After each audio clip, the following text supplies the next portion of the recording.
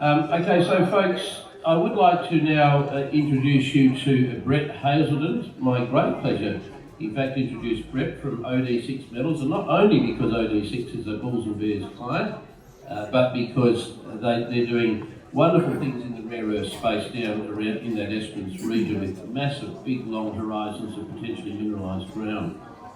Brett is a metallurgist who has over 25 years experience serving the Australasian resources industry. His experience includes being a director, managing director, CEO, project manager, study manager, and originally a metallurgist, as I said, in an operating environment. He's worked across multiple commodities, including potash, gold, copper, zinc, lead, iron ore, tungsten, salt, diamonds, and now, of course, rare earths. Most recently, Brett was the co-founder and managing director of Callium Lakes. Ladies and gentlemen, can I ask you to put your hands together for Brett Hazelden.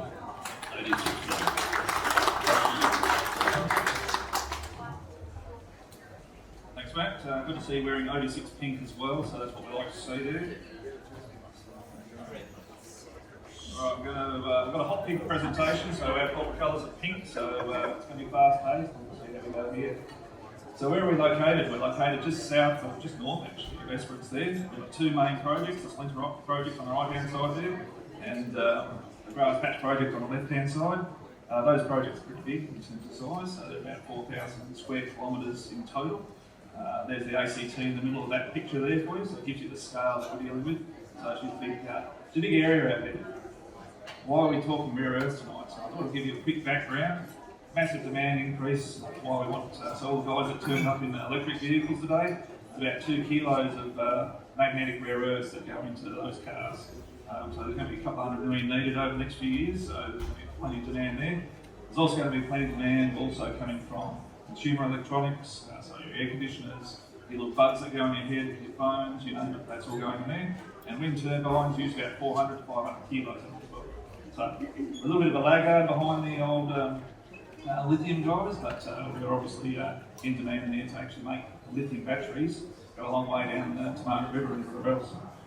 So there's the forecast deficit over the next few years. So we need in the order of about 12 new mines to actually come online to meet those deficits at the moment worldwide.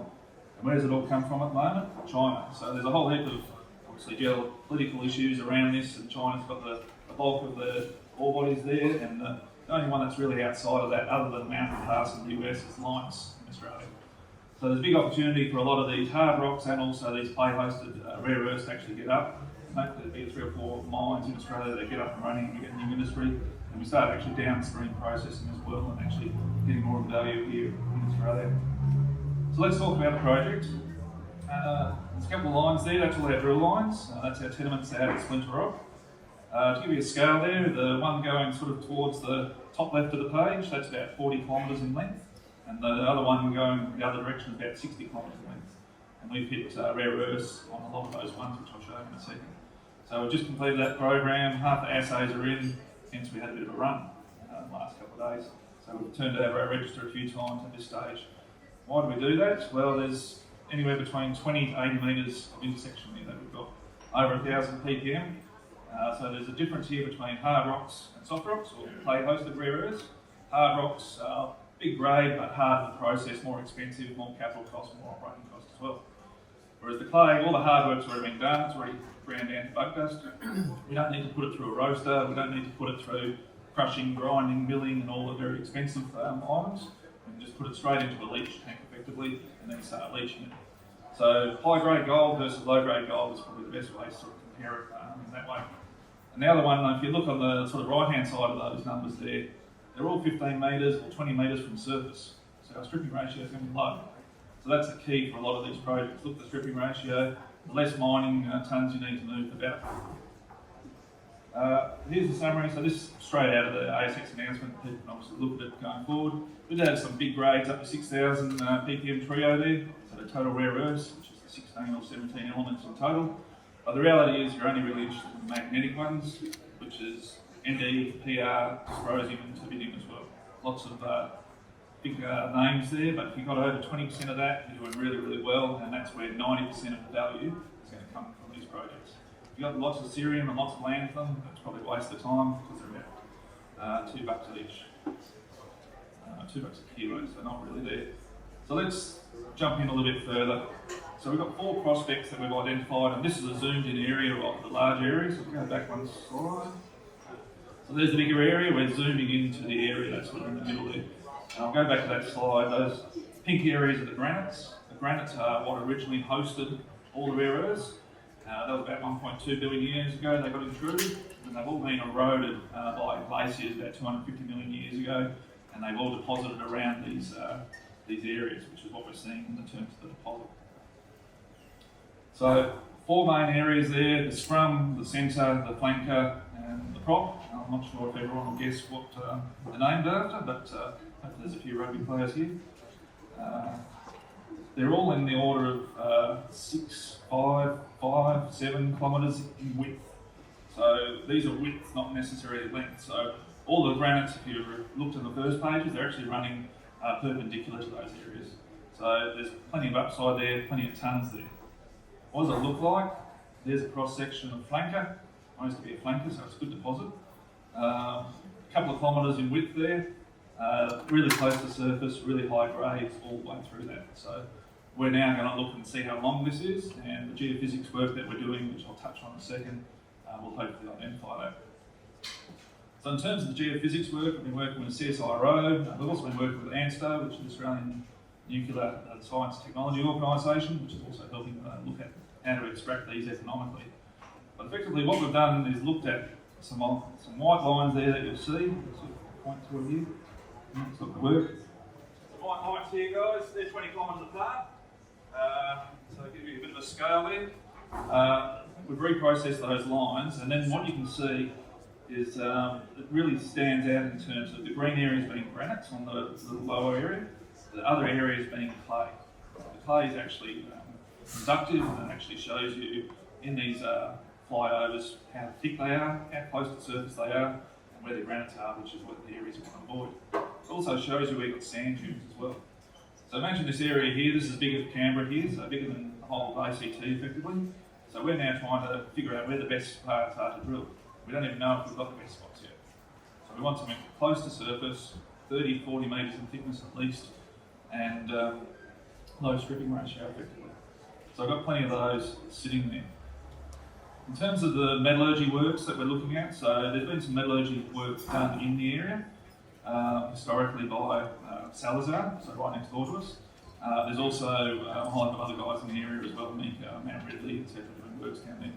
So the metallurgy, it's not a ionic clay, which is I think a lot of people are promoting theirs on. They're actually a clay that's got, everything's been reduced down, it's really fine, so about 20 micron size rare earths in there, easily leachable, a bit like gold again. You stick your cyanide in there, but in our case we're sticking acids in there, puts it into solution, and then we solidly separate the liquid from it and then extract the rare earths from the liquid. So relatively simple process, bulk ton treatment process. We're working with ANSTO, CSIRO, all those numbers will obviously be coming out early next year. And as I didn't really mention earlier, but we've got half the results out for drilling so far. We've got about the other half due out probably around the end of the month at this stage. So another good chance for us to get some good results and maybe a couple more prospects as well. So the initial drilling's done. We've got this aero geophys going across at the moment. That's going to go across the whole area. It's going to tell us how many clays are out there. And when you start thinking 5 kilometres in one direction, probably 5 kilometres in another direction, 20 to 30 metres thick, use a bulk density of 1.5, you've got more than a couple of million tonnes, you've got a few extra zeros on there as well. So she's a big resource, she's a big area, and we're going to find lots and lots of tonnes. But the key to it all is going to be making sure metallurgy works, which is the next step for us. Exploration target out probably March next year, big infill program, and scoping study probably by the end of the year. We only listed in June this year, so we're a relatively new company. We've got a clean register. There's only 100 million shares on offer. 60 million of those shares are on escrow, so there's only about 40 million tradable at the moment. So we're a good stock to be in from that point of view. And as you can see, we've had a bit of a run the last few days on half the drill results coming out.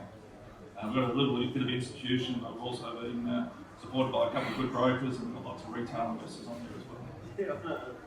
The other thing with Esperance, we're close to the port down there, so there's an actual port that's already there. It's already shipping iron ore, shipping out grains. There's also Twiggy down there now looking at putting in virgin hydrogen, so wind turbines, solar and everything else. So there's a real potential for us to actually start ticking the process going forward in terms of green rare earths going forward. And the key highlights, I'm going to quite make the third level, which is good. So big demand for rare earths going forward. We need multiple mines. We've got really good intersections that have already been located close to the surface, 4 significant prospects, and hopefully that'll go bigger. The geophys works will identify even more areas out there for us to go look at. There's a strong potential for this to be globally significant. So 45 kilometres by 60 kilometres, you can't even go from Perth to Joondalup and probably down to wherever else is Mandurah and actually cover that area. So it's just a massive area, close to Esperance, low carbon technology. It looks good. Thanks, guys.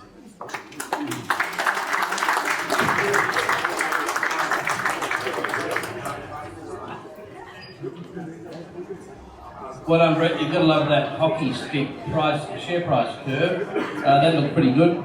I might also pause just to say that if you're going to be in the mineral business, you really want this big, huge, long, flat-lying, close to surface type of mineralogy. And, you know, when you look at that slide up there, there's clay-hosted rare earths. It's certainly becoming a thing, and largely because they are just below surface and they go forever, and they're just flat-lying. You just scrape them up. So it'll be really interesting to see where you take that, Brett. Thank you very much.